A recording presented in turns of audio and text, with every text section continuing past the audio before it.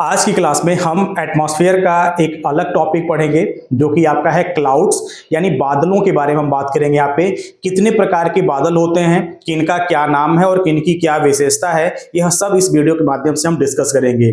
सबसे पहले हम सभी को ये पता होना चाहिए कि जो बादल हमें आसमान में दिखाई पड़ते हैं एक्चुअल में वो बनते कैसे हैं। यानी जो बादल हमें दिखाई पड़ते हैं, काले बादल, सफेद बादल, अलग अलग तरह से मतलब आपको फॉर्मेशन दिखता है आसमान में, तो यह बादल बनते कैसे हैं। देखिए, बादल जो होता है उसके बनने में सबसे महत्वपूर्ण जो रोल होता है वह आपका होता है वाटर का होता है और सन का होता है। सन की जब किरणें हमारी पृथ्वी की धरातल पर पड़ती हैं तो धरातल पर मौजूद जितना भी कह सकते हैं कि जो आपका वाटर वाला जो पार्ट है, यहां तक कि मनुष्य के शरीर के अंदर भी जो पानी है, पेड़ पौधों में मौजूद जो पानी है, यानी इस धरती पर मौजूद हर एक चीज में जहां पर पानी है, सूरज की किरणें या फिर गर्मी की वजह से यह सभी पानी भाप बन के क्या होता है, हल्का हो जाता है और हल्का होकर के वो ऊपर की तरफ उठना शुरू करता है।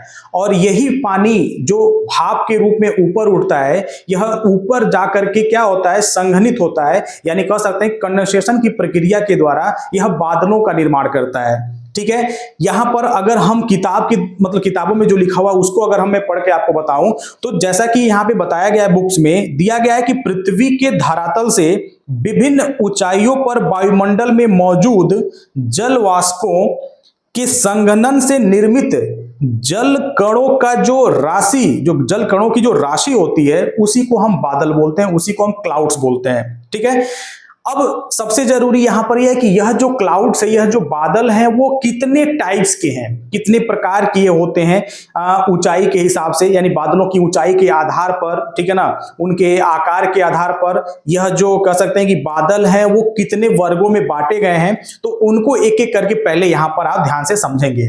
जैसा कि यहां पर बताया गया है कि ऊंचाई और आकार के आधार पर यहां पर जो बादलों का कह सकते हैं कि जो वर्गीकरण है, यानी जो उसका कह सकते हैं कि जो डिवाइड किया गया है वो 13 पार्ट्स में किया गया है।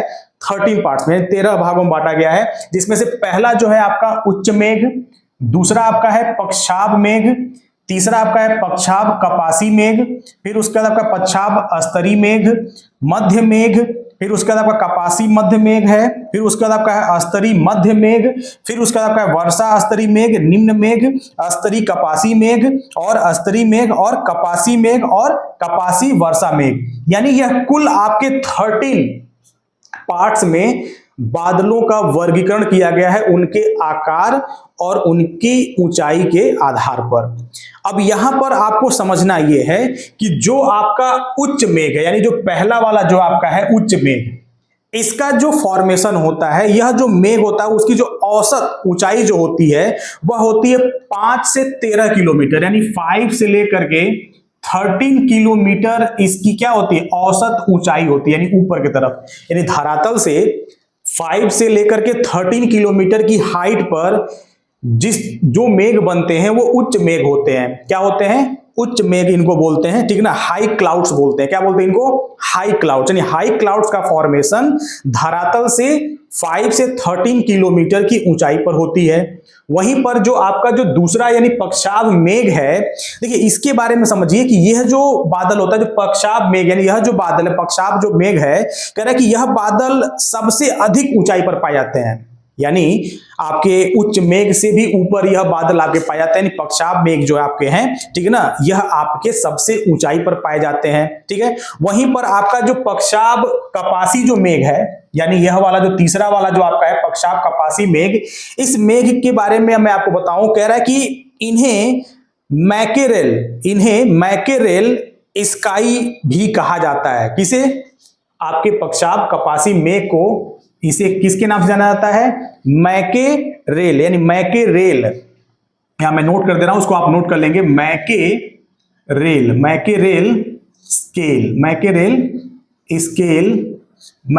स्केल मतलब मैकेरेल स्काई, सॉरी स्केल नहीं है, स्काई है, मैकेरेल स्काई के नाम से भी इसको जाना जाता है। ठीक है ना, मैकेरेल स्काई के नाम से भी इसको जाना जाता है। और ये अक्सर समूह में होते हैं। ये जो आपके जो दिख रहे हैं पक्षाभ कपासी जो मेघ हैं, वो हमेशा मतलब अक्सर देखा जाए तो समूह में रहते हैं, यानी कई समूह में बन करके बनते हैं, फॉर्मेशन होता है इनका। और उसके बाद जो आपका है, जो चौथा आपका है पक्षाभ स्तरीय मेघ। तो पक्षाभ स्तरीय मेघ जो है ना, देखिए कह रहा है कि ये बादल सूर्य एवं चंद्रमा के आसपास, यह बादलों के आसपास मतलब जो ये जो बादल होते हैं, यानी ये जो पक्षाभ स्तरीय जो मेघ होते हैं, ये सूर्य और चंद्रमा के आसपास बनते हैं। यानी आसमान में जब हम कभी देखते हैं तो सूरज के अगल बगल जो बादल आपको दिखते हैं, रात में चंद्रमा के अगल बगल में जो बादल दिखते हैं, वही बादल कहलाते हैं आपके पक्षाभ स्तरीय मेघ। यानी इनका जो फॉर्मेशन होता है वह सूर्य और चंद्रमा के आसपास में होता है। और इन बादलों में आकाश का जो रंग होता है ना, वो दूधिया दिखाई पड़ता है, मतलब दूध के आकार का मतलब दूध के रंग जैसा दिखाई पड़ता है। ठीक है, अब इसके बाद आपका है मध्य मेघ, यानी जो 5 नंबर यानी जो मध्य मेघ है। तो मध्य मेघ की अगर हम बात करें तो कह रहा है कि इसकी जो औसत ऊंचाई होती है वो 2 से 7 किलोमीटर होती है। मध्य मेघ जो होता है ना, वो 2 से 7 किलोमीटर की ऊंचाई पर होता है, यानी इसकी जो औसत ऊंचाई होती है वो आपके 2 से 7 किलोमीटर की ही होती है मध्य मेघ की। और कपासी मध्य मेघ जो है आपका, जो नेक्स्ट आपका है कपासी मध्य मेघ, तो इसके बारे में कह रहा है कि यह पंक्तिबद्ध लहरों के रूप में पाए जाते हैं, यानी पंक्तिबद्ध लहरों के रूप में ये पाए जाते हैं।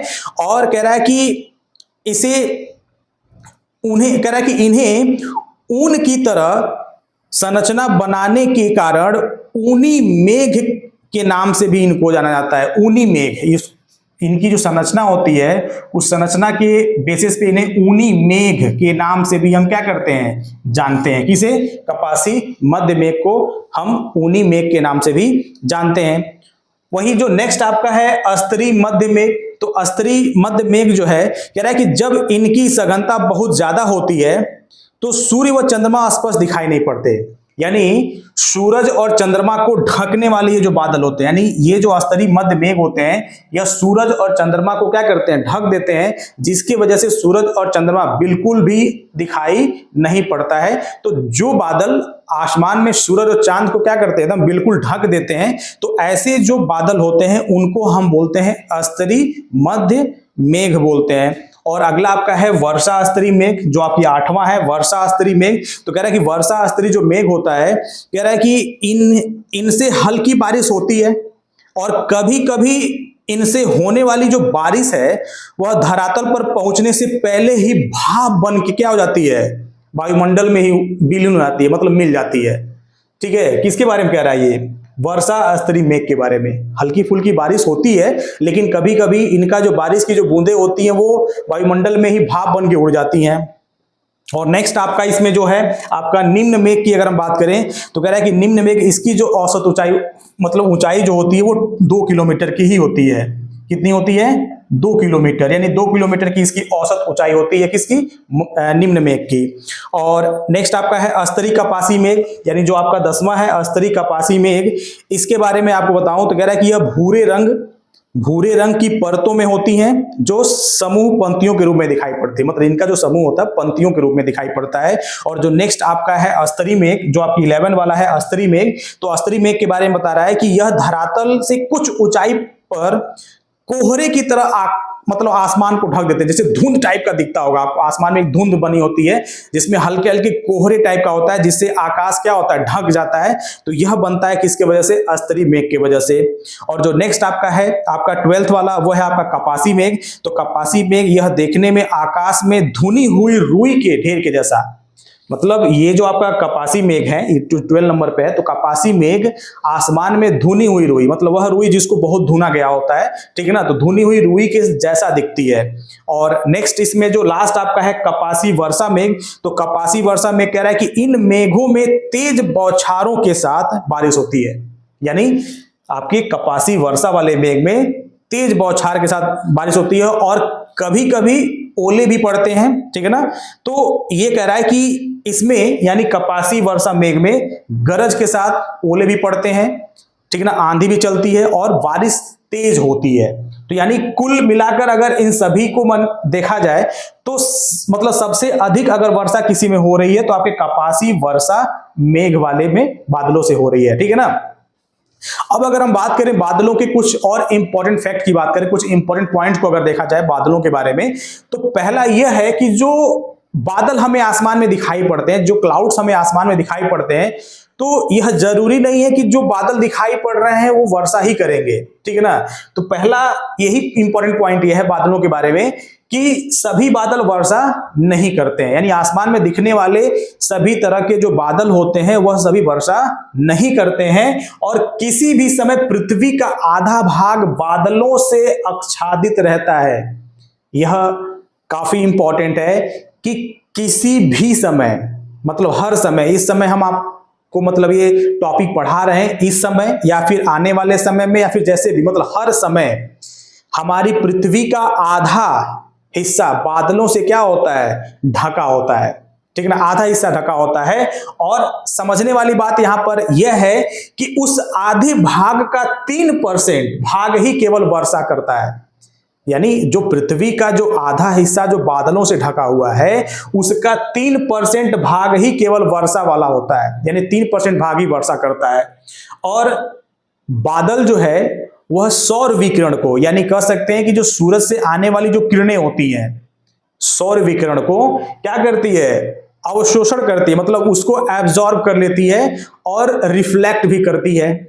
बादलों का यह भी एक काम है, यानी बादल सूरज से आने वाली जो कह सकते हैं कि अल्ट्रावायलेट जो रेज हैं, उनकी जो मतलब सौर विकिरण है, उनको वो क्या करती है, एब्जॉर्ब कर लेती है और बाकी कुछ को क्या करती है, वो रिफ्लेक्ट कर देती है, ठीक है, परावर्तन जिसको बोलते हैं हिंदी में।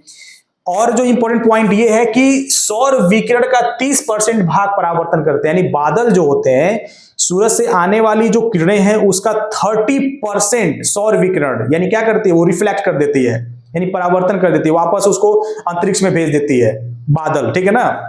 और इसमें जो इंपॉर्टेंट पॉइंट एक और है वह है कि जिन बादलों की उत्पत्ति वायु की प्रबल तरंगों से होती है उनका विकास ज्यादा होता है तथा वह धुनी हुई रुई के समान दिखाई पड़ते हैं, यानी आसमान में वे बादल जो धुनी हुई रुई के समान दिखाई पड़ते हैं, वे जो बादल होते हैं उनकी जो उत्पत्ति हुई होती है वह वायु की प्रबल तरंगों के द्वारा होती है और इसीलिए वह धुनी हुई रुई के समान दिखाई पड़ते हैं।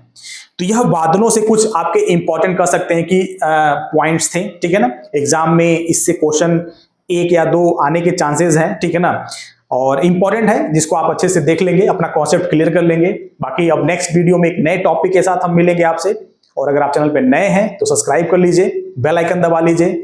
और अगर आप एक शिक्षक की तैयारी कर रहे हैं, आप जीटेट, यूपी टेट, सुपर टेट की तैयारी करने वाले छात्र हैं, तो यह चैनल उसके लिए बेस्ट है, क्योंकि इस पे आपको शिक्षक तैयारी से रिलेटेड हर तरह की वीडियो आपको मिलते रहेंगे, ठीक है ना। तो चैनल को अभी सब्सक्राइब करके बेल आइकन जरूर दबा लें, ठीक है ना। अब मिलते हैं नेक्स्ट वीडियो में एक नए टॉपिक के साथ, ठीक है। धन्यवाद।